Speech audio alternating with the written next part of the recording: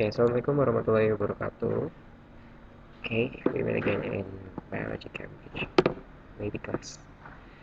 Oke, jadi kita hari ini bakal diskusi review sih sebenarnya karena udah sedikit beberapa dibahas di kelas ya. Jadi di sini saya cuma review tentang gambar ini ya. Teman juga udah jelaskan mengenai gambar ini. This is the heart. Okay, a human heart. Why the human heart? Because to transport blood. To transport the blood. Yes, the blood. Jadi dia darahnya perlu ditransport. Kenapa darahnya perlu ditransport? Karena si eritrosit ini bawa yang namanya oksigen, carry the oxygen. Kenapa oksigen ini harus dibawa untuk disalurkan ke sel tubuh atau ke jaringan tubuh, ya, respiring tissue, untuk yang namanya proses respirasi, di mana proses respirasi ini membutuhkan yang namanya oksigen untuk convert the organic molecules into the energy. Nah, makanya si manusia ini butuh yang namanya jantung. Beda nanti sama siapa misalkan jellyfish ya, berubur. Nah, si jellyfish ini untuk mendapatkan oksigennya, kan kalau manusia itu dengan cara inhale ya, untuk mendapatkan oksigen. Tapi kalau jellyfish ini, they just do that diffuse because the structure is small, nggak kompleks kayak manusia gitu. Jadi ya udah, dia cuma butuh difusi aja cukup untuk mengedarkan yang namanya oksigennya ke seluruh tubuhnya. Beda sama manusia, dia butuh yang namanya jantung to pump the blood, transport to pump the blood or fluid energy gitu ya. Nah, ini kan kenapa kita butuh energi? Karena kita juga disebut sebagai apa ya, sebagai penggerak aktif gitu. Jadi manusia itu sebagai bergerak secara aktif, actively. Bergerak secara aktif, makanya dia lebih butuh banyak energi untuk yang namanya menghasilkan panas. Makanya itu kita disebut sebagai homo iotherm gitu. Atau ya kalau di bahasa Indonesia ini tuh adalah hewan berdarah panas, tapi sebenarnya darah itu bukan panas gitu. Jadi kita bisa menghasilkan panas dari yang namanya makanan yang kita makan, terus dikonvert. It helps with the oxygen and make the energy gitu ya. Oke, itu jantung. Makanya kita akan belajar yang namanya transport in mammals ya. Jadi mammals kan termasuk manusia juga. Oke. Jadi kalau kita belajar transport in mammals ini, nanti kita akan berhubungan sama yang namanya cardiovascular system. Di sini cardiovascular, saya ganti deh kayaknya warnanya jadi warna biru ya. Cardiovascular system ini dari dua kata, kalau biologi itu terminologi aja. Cardio ini artinya cardiac muscles ya, artinya jantung, the heart. Kemudian vascular, sebelumnya kan kita udah belajar vascular in plants, xylem and phloems, but vascular in mammals, there is the blood vessels. Nah, nanti masing-masing komponen ini dari cardiovascular system ini dia punya fungsi. Kayak tadi ya, misal dengan ini, the function is to pump the blood, gitu ya. Kalau misalkan blood vessels, jadi ya ibaratkan sebuah pipanya, darahnya dia misalkan mau diedarkan lewat sebuah pipa. Nah, pipanya itu disebut blood vessels atau pembuluh darah. Jadi it need to carry the blood or something else gitu ya. Nah, cardiovascular system ini dia bisa disebut juga sebagai circulatory system, circulation, because it flows, dia mengalir ya. Nah, circulatory system sama lah kayak cardiovascular system. Nah, fungsinya untuk apa? To transport itu ingat kemarin ya, to transport itu adalah pergerakan, movement.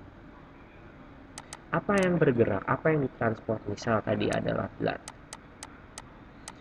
Misalkan contoh lain adalah ini blood ini bisa RBC ya, red blood cells, white blood cells, or the platelets atau trombosit ya, itu the blood.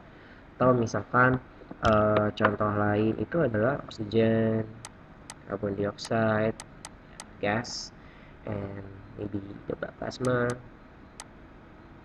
the part of the blood plasma. Ada lagi misalkan hormones, itu yang ditransport di cardiovascular system. Nutrients juga masuk ya, nutrients, and many more. Jadi banyak lah yang ditransport. Jadi kalau sebelumnya ditransport in plants, it just transport the water and assimilates, but in transport in mammal, it's so many components to transport. Gitu ya. Jadi dia fungsinya udah untuk transport gitu ya. Ini komponennya ada blood vessel sama the heart. Nah, di mana cardiovascular system ini, especially in mammals, karena mammals itu salah satunya adalah manusia, ada human circulatory system, equals closed and double circulatory system. Closed and double circulatory system. Jadi apa maksudnya tertutup sama terbuka? Oke, yang tertutup dulu deh ya. Kalau ada yang tertutup pasti ada juga yang terbuka. Nah ini, jadi ada open circulation and closed circulation. So what is difference between them? Nah di sini kalau misalkan dilihat ada belalang, contohnya untuk yang peredaran darah terbuka lah. Peredaran darah terbuka ini artinya pembuluh darah, ya dia ada pembuluh darahnya, ada struktur struktur sederhana jantung untuk tadi to pump the blood or fluid or hormone and something else. Dia masih lewat pembuluh darah sedikit ya, tapi nanti setelah dari pembuluh darah dia akan keluar gitu. Keluar ke yang namanya cairan interstisial. Jadi kalau di definisinya deh, misal dari open circulation ini, kalau misalkan yang open ya, itu when the blood is not enclosed. Wait, oh my gosh, berarti ya, oke, sorry. Coba kita lihat masih rekam atau tidak. Masih ya, 7. Oke, open circulation atau open circulatory system. Jadi when the blood is not enclosed atau nggak ditutupin sama siapa? By blood vessels.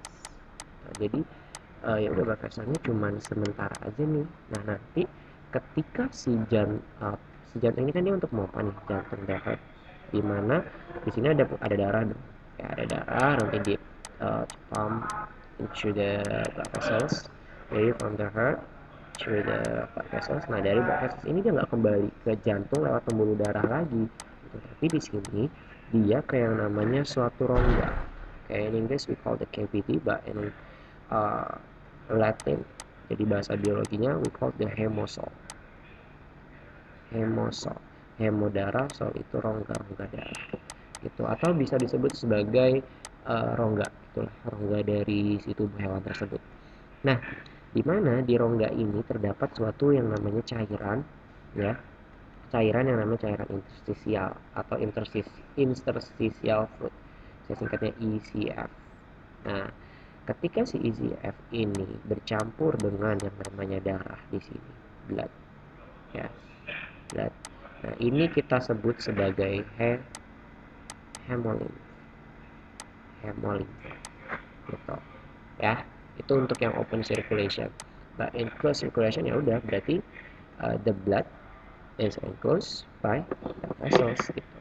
Jadi kalau yang closed circulatory system, jadi bisa juga pengertiannya the blood is contained in blood vessels, bisa, atau is enclosed by blood vessels,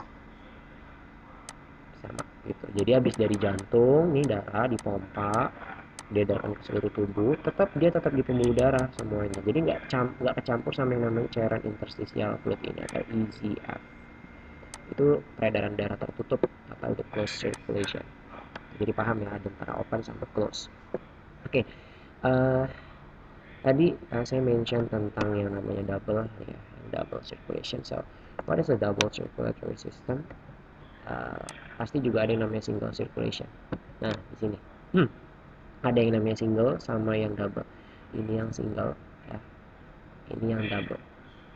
Oke, in a human heart, it has 4 chambers, atrium, left and right, and the ventricles, left and right.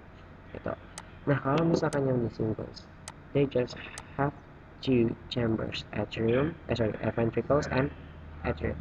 Cuma 2 ruang aja di sini. Jadi jantung dia mompa nih dari ventricles goes to the Gills capillaries, ini jadi ke insang di kapiler, itu terjadi pertukaran, udah bertukar, kemudian balik lagi ke seluruh tubuh, akan dibawa ke seluruh tubuh, balik lagi ke jantung. Jadi sehingga the blood just passes through the heart once, satu kali doang gitu. Contohnya di sini adalah di ikan. Oke. Nah, kalau misalkan sebelum lanjut ke double, di sini ada yang warnanya merah sama ada yang warnanya biru. Red and blue. So what is the difference between red and blue color in this graphic? The red, it brings the oxygenated blood. Jadi dia banyak membawa oksigen. Gitu. But in the blue colors, we call it the oxygenated blood. Udah dia bawa darah yang banyak mengandung karbon dioksida. Gitu. Ya, oke. Itu yang bedanya red sama yang blue. Oke, next we discuss about the double circulation. The blood passes through the heart twice. Maksudnya apa sih 2 kali? Oke, di sini jadi ini nanti akan lebih dibahasnya lagi di blood flow di the heart. Jadi ini cukup kalian tahu double circulation itu apa. Double circulation itu when the heart pumps to the blood vessels and the other body and passes through the heart twice. Jadi dia heartnya 2 kali. Pertama misal dari atrium nih. Atrium kan dia kontraksi akan memompa darah ke ventricles, and the ventricles pumps into the lung capillaries, and the lung capillaries it occurs the gas exchange. So di sini bawa yang namanya deoxygenated blood, gas exchange, become oxygenated blood, and back to the heart. This is just one. Ya, jadi baru 1 kali masuk ke jantung. Okay, when the blood comes to the heart and pumps the atrium to the ventricle and the ventricles to the aortic vessels, and it brings to the entire cells in the body and gas exchange and back again to the heart. This is jadi dia lewatnya 2 kali masuk ke jantung. That is the double circulatory system. Oke. Nah, di sini ada yang namanya pulmonary and systemic circuit.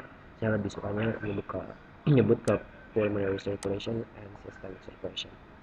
Oke, ingat aja di sini kalau pulmo itu nama lain dari paru gitu. Jadi ya udah dia lewat yang namanya lungs, lewat paru. Kalau sistemik ya udah, kalau sistemik itu dia ke tubuh, all body except lungs. Jadi kalau simpelnya kalau pulmonary circulation itu ya udah di sini kan dia makanya gambarnya di atas, when the blood pumps to the from the heart. Ini pulmonary from the heart it goes to the lungs and gas exchange and back again to the heart. Nah, ini kita belum belajar pembuluh darahnya ya, masih ya udah jantung, paru-paru, jantung, regen darah kecil sama. Oke, kalau misalkan systemic ya udah sama sebenarnya.